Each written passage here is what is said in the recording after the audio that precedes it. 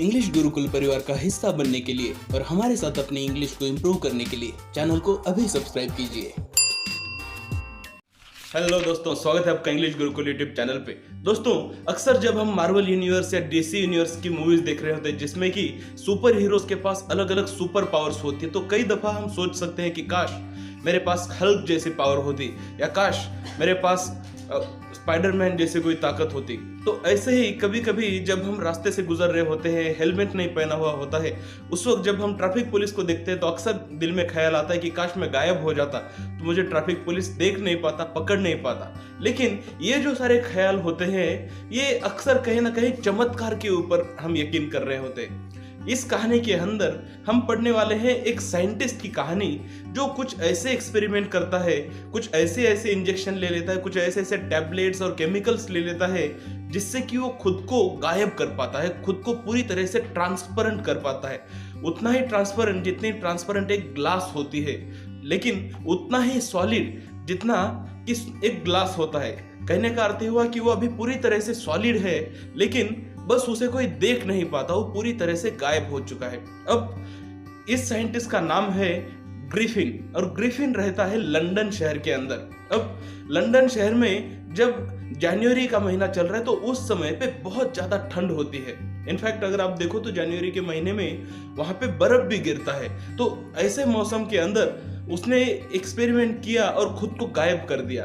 और अब इसके पीछे एक रीजन ये भी था कि उसका जो मकान मालिक था वो कई दिनों से कह रहा था कि तुम ये रूम खाली कर दो। और ग्रिफिन जो कि एक लॉलेस पर्सन था, लॉलेस पर्सन का अर्थ हुआ कि उसे नियम कानून इन चीजों से कोई लेना देना नहीं है, वो बहुत ही बेकानून इंसान है। तो वो क्या करता है, अपने घर को आग लगा देता है, जहां पे वो रह रहा है वहां पे उस घर को ही वो आग लगा देता है। और फिर इसलिए कि कोई उसे देख ना पाए इसलिए वो खुद को गायब कर देता है। उसे तो पता होता है खुद को गायब कैसे करना है, तो खुद को गायब करके वो घर से बाहर निकल पड़ता है। लेकिन जैसे कि मैंने कहा था कि अक्सर हम सोचते हैं कि पुलिस वाले को देखने के बाद काश में गायब हो जाता, तो ठीक कुछ ऐसा ही उसने शॉर्ट साइटेड विचार किया। उसने बस छोटा सा विचार किया कि मुझे इस घर में से निकलते वक्त किसी ने देखना नहीं चाहिए, इसलिए मैं गायब हो जाता हूं। अब ये बात तो वहीं पे खत्म हो गई, लेकिन अब वो जो गायब हो चुका है वो हमेशा हमेशा के लिए गायब हो चुका है।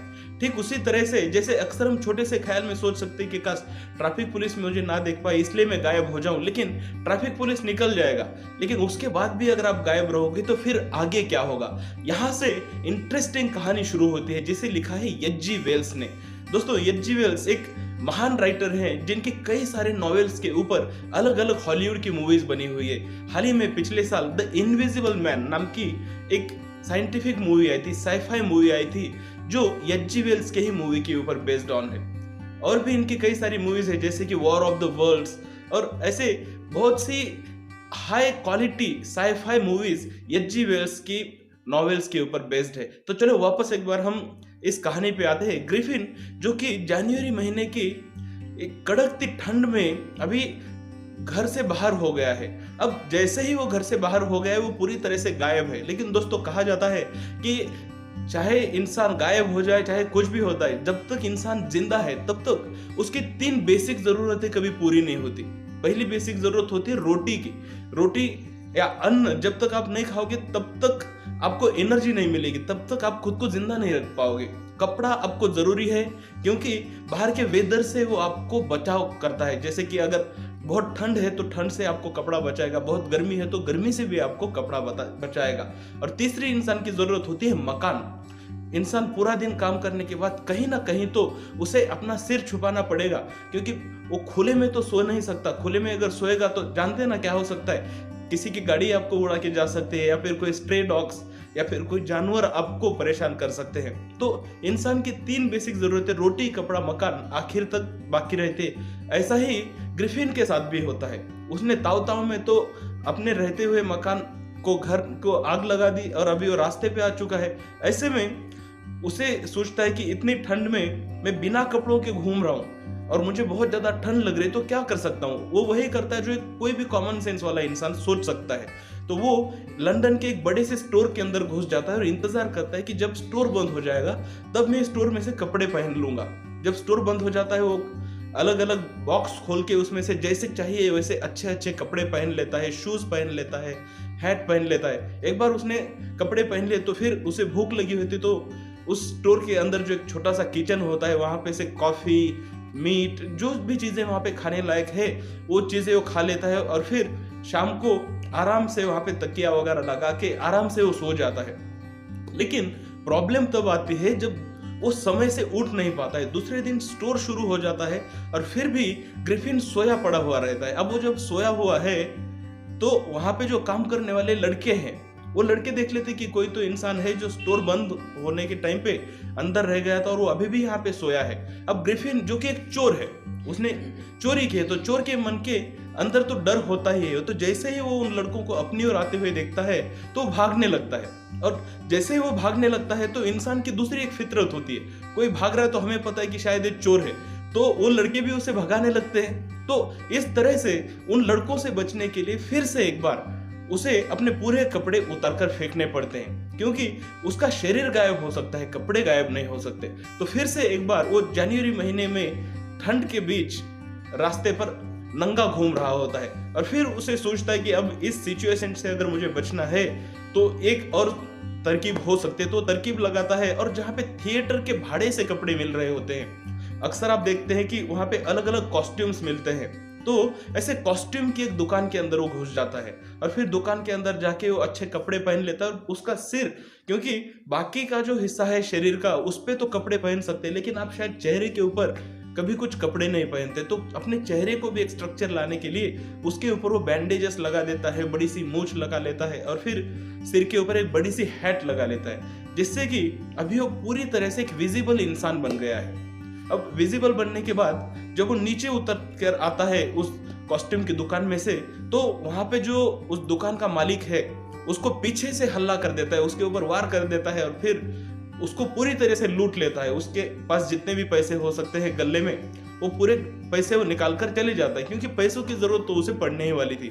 और फिर वो सोचता है कि अब मुझे लंदन के इस भीड़ भाड़ में नहीं रहना, क्योंकि उसके एक्सपीरियंस उतने अच्छे नहीं आए थे कि वहां पे कोई भी उसके पीछे पीछे पड़ जाता है या फिर यहाँ पे टिक पाना उतना उसे आसान नहीं लगता। तो इसलिए वो ट्रेन पकड़ता है और इपिंग नाम के एक छोटे से कस्बे की ओर वो चल पड़ता है। तो ट्रेन से जब वो इपिंग में जाता है तो देखो, लंदन और इंग्लैंड ये शहरों में जब गर्मी का मौसम होता है उस समय पर बहुत ज्यादा पैमाने पर लोग घूमने के लिए बाहर निकलते हैं, लेकिन जब वहां पे ठंड का मौसम होता है तो लोग ज्यादा घूमने के लिए बाहर नहीं निकलते हैं।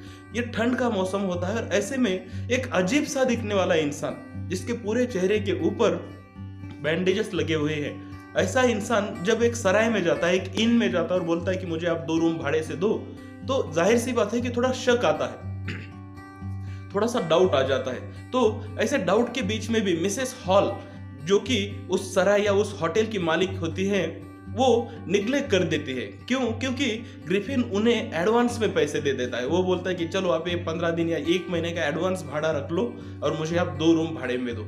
साथ ही साथ वो ये भी बोलता है कि मुझे आप बिल्कुल भी डिस्टर्ब मत करो, क्योंकि मैं यहाँ पे पूरी तरह सॉलिट्यूड के लिए आया हूँ, शांति के लिए मैं यहाँ पे आया हूँ। साथ ही साथ एक एक्सीडेंट में मेरे चेहरे का थोड़ा सा हाल खराब हो गया है, ऐसे में मुझे आप शांति से रहने दो। और फिर उसने एडवांस में पेमेंट की होती है, इसी वजह से मिसेस हॉल बिल्कुल भी परेशान नहीं करती और उसे शांति से छोड़ देती। लेकिन वो जो जितने भी पैसे उसने एक दुकान में से लूटे थे वो भी कुछ लिमिटेड ही पैसे थे और बहुत जल्द ही उसके पैसे खर्च हो जाते हैं, क्योंकि खाने पीने का खर्चा होता है, रहने का भाड़ा होता है। ऐसे में जब उसके पैसे खत्म हो जाते हैं तो वो मिसेस हॉल को कह देता है कि मेरे पास के पैसे जो थे वो अभी खत्म हो गए हैं और कुछ ही दिनों में मुझे एक चेक आने वाला है, उससे मैं आपकी अगली पेमेंट करूंगा। तो अब अपने जो पैसों की प्रॉब्लम है उसके लिए उसे कुछ ना कुछ तो जुगाड़ करना था। इसलिए एक दिन ग्रिफिन बहुत सुबह सुबह उठता है और उस गांव में जो एक क्लर्जीमैन होता है, जिसे हम चर्च के फादर कहते हैं या पादरी कहते हैं, इनके घर के अंदर वो चोरी करता है। अब उनके घर में जब सुबह सुबह वो चोरी कर रहा होता है वो पादरी, तो वो सुनते हैं कि नीचे से कुछ आवाजें आ रही है कि ड्रॉवर खुल रहा है और कोई इंसान चोरी कर रहा है। तो वो अचानक से वो उस रूम के अंदर घुस जाते, अपने हाथ में बड़ा सा बल्ला लेके, बैट लेके, और बोलते सरेंडर कर दो। लेकिन जब वो देखते हैं तो वहां पे उन्हें कुछ भी दिखाई नहीं देता है। वो हर तरफ चेक करते हैं, यहाँ तक कि घर की जो चिमनी होती है जहां से धुआं ऊपर जा रहा होता है, उस चिमनी में तक वो सर्च करते हैं कि कहीं पे कोई इंसान छुप के बैठा है क्या जिसने चोरी की है। लेकिन उन्हें कोई भी नहीं मिल पाता है। और फिर इससे भी बड़ी दूसरी एक और घटना ग्रिफिन के साथ ये होती है कि ग्रिफिन अक्सर अपनी रूम का दरवाजा बंद करके रखे रहता है। लेकिन एक दिन सुबह सुबह, उसी दिन जिस दिन उसने चोरी की थी, उसी दिन जब मिसेस हॉल ऊपर जाती है तो वो देखती है कि ग्रिफिन के रूम का दरवाजा तो खुला है। और उन्हें ये बात थोड़ी सी ऑड लगती है, अटपटी लगती है। और अक्सर महिलाओं के अंदर एक क्यूरियोसिटी होती है, उन्हें हर जानकारी चाहिए होती है, फिर चाहे वो अपना पति हो या कोई गैर इंसानी क्यों ना हो, उन्हें पूरी जानकारी चाहिए होती है कि करता क्या है, ये ऐसा क्यों है, वैसा क्यों है। तो अपनी क्यूरियोसिटी के चलते वो ग्रिफिन के रूम में चली जाती है। तो देखते हैं कि ग्रिफिन की जो बेड है जिसपे वो सोया होता है, वो बेड पूरी तरह से ठंडी होती है। तो वो अंदाजा लगाते हैं कि काफी समय हो गया है कि इस बेड के ऊपर कोई सोया नहीं है, मतलब ग्रिफिन बहुत देर से इस रूम से बाहर जा चुका है। साथ ही साथ वो देखते हैं जो कपड़े वो हमेशा पहने रहता है, क्योंकि वो इनविजिबल पर्सन है तो पूरे के पूरे कपड़े पहनना उसके लिए जरूरी है। हर एक शरीर का हिस्सा ढकना उसके लिए जरूरी है, इसलिए जितने भी वो कपड़े पहनने रहता है वो कपड़े भी वहीं पे पड़े हुए होते हैं। साथ ही साथ चेहरे के जो बैंडेजेस है वो बैंडेजेस भी वहां पे पड़े रहते हैं। तो उन्हें वो चीज काफी अटपटी सी लगती है। और फिर जैसे ही वो चेक कर रही होती है तो अचानक से वो देखते हैं कि वहां पे जो बड़ी सी हैट रखी हुई होती है, कैप रखी होती है, वो कैप अपने आप से उड़कर मिसेस हॉल के ऊपर गिर जाती है, ऐसे जैसे किसी ने जोर से उस हैट को फेंक कर मारा हो। और फिर इससे वो थोड़ी सी शक पका जाती है। और फिर वो देखते हैं कि वहां पे जो चेयर पड़ी थी वो चेयर अपने आप ही हवा में उड़ गई है और उनके ऊपर अटैक कर रही है। तो अपने आप को बचाने के लिए वो पीछे सरक जाती है और फिर वो चेयर उनको धक्के मारकर रूम में से बाहर निकाल देती है। और जैसे वो रूम में से बाहर चले जाते हैं तो दरवाजा अपने आप बंद हो जाता है और अंदर से कोई तो उस रूम को लॉक कर देता है। अब हमें ये पता है कि ये सब ग्रिफिन कर रहा है क्योंकि वो इनविजिबल है और ये वही समय होता है जब वो चोरी कर कर वापस आ रहा होता है। ऐसे में अब जो वहां पे चोरी हुई होती है पादरी के घर में, उसकी जानकारी गांव में हो जाती है सबको।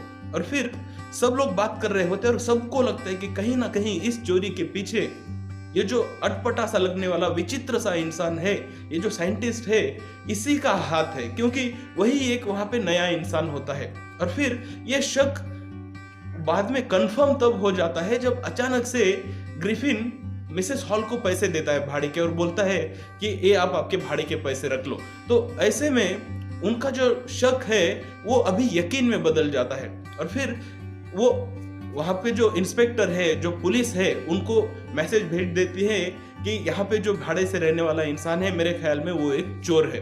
तो फिर इससे पहले कि पुलिस उसको पकड़ने के लिए आए, मिसेस हॉल अपनी क्यूरियोसिटी को रोक नहीं पाती और वो जाकर ग्रिफिन को बोल देती है कि ग्रिफिन, तुम ये बंद रूम से बाहर कैसे निकले, या फिर ये भी बताओ कि तुम इस बंद रूम के अंदर घुसे कैसे। तो इससे जब वो ऐसे पूछती है तो ग्रिफिन को बहुत गुस्सा आ जाता है, क्योंकि ग्रिफिन बहुत ही गुस्सेला इंसान है। तो ग्रिफिन गुस्सा आ जाता है और वो बोलता है तुम समझ नहीं रहे हो कि मैं कौन हूं और क्या हूं, चलो मैं तुम्हें दिखाता ही हूं। और फिर वो अपने चेहरे के ऊपर जो बैंडेज लगे हैं वो बैंडेजेस निकाल कर फेंक देता है, अपनी हैट निकाल कर फेंक देता है। और फिर अचानक से उसका जो चेहरा है, धड़ के ऊपर का जो पूरा हिस्सा है, सिर का हिस्सा है, वो पूरी तरह से गायब हो जाता है। और फिर ये पूरी घटना जहाँ पे घटित हो रही है वो एक बार है जहाँ पे लोग चाय कॉफी पी रहे होते हैं। तो बाकी सारे लोग भी ये देखते हैं और सारे के सारे लोग आश्चर्यचकित हो जाते हैं, या आप कह सकते हो कि कहीं ना कहीं वो डर जाते हैं। और फिर उसी समय पर जो पुलिस है वो वहां पर आ जाता है और वो देखता है कि जिस इंसान को अरेस्ट करने का मुझे ऑर्डर मिला है उस इंसान को तो सिर है ही नहीं। लेकिन वो बोलता है कि मुझे मैजिस्ट्रेट का ऑर्डर मिला हुआ है कि इस इंसान को मुझे गिरफ्तार करना है, फिर उसे चाहे सिर हो या ना हो कोई फर्क नहीं पड़ता, इस इंसान को तो मैं गिरफ्तार करूंगा ही करूंगा। और फिर वो ग्रिफिन को गिरफ्तार करने के लिए आगे बढ़ता है। ऐसे में ग्रिफिन फटाफट अपने सारे कपड़े निकालते रहता है और फिर बाकी लोग जो उस पुलिस की मदद करने के लिए ग्रिफिन को पकड़ने के लिए आगे आते हैं, उन सबको वो मुक्के से मारता रहता है और उन लोगों को समझ में नहीं आता कि आखिर ये मुक्के आ कहाँ से रहे, कहाँ से वार हो रहा है, यही उनको समझ नहीं पाता। ऐसे में आखिरी एक ब्लो मार के जोर से मारने के बाद जो पुलिस है वो पुलिस वहां पे पूरी तरह से बेहोश हो जाता है। बाकी सारे लोग चिल्लाते रह जाते हैं कि पकड़ो पकड़ो इसे पकड़ो, लेकिन जिसे आप देख नहीं सकते उसे आप पकड़ोगे कैसे। और ऐसे में ये कहानी यहाँ पे आकर खत्म हो जाती है। अब इस कहानी के बाद हमारे लिए एक मैसेज रह जाता है कि कोई भी जब आपके पास शक्ति हो तो शक्ति के साथ एक रिस्पॉन्सिबिलिटी आती है। अगर कोई व्यक्ति साइंटिस्ट है और अगर उसने कोई डिस्कवरी की है, कोई खोज की है, तो उस खोज को किस तरह से उपयोग में लाया जाए, इसके दो ऑप्शन इंसान के पास होते हैं। एक होता है अच्छा उपयोग, दूसरा होता है बुरा उपयोग। तो जो अच्छे कैरेक्टर वाले लोग होते हैं वो अपनी खोज का, अपनी शक्तियों का सही उपयोग करते हैं, और जो गलत लोग होते हैं वो गलत उपयोग करते हैं। ऐसे में कोई शक्ति तभी किसी के काम आती है जब वो योग्य व्यक्ति को मिलती है जिसके इंटेंशन सही है। उम्मीद करता हूं आपको एक कहानी अच्छे से समझ गई है। अगर आपको और भी कोई डाउट हो तो जरूर कमेंट कर पूछ सकते हैं। Thank you very much.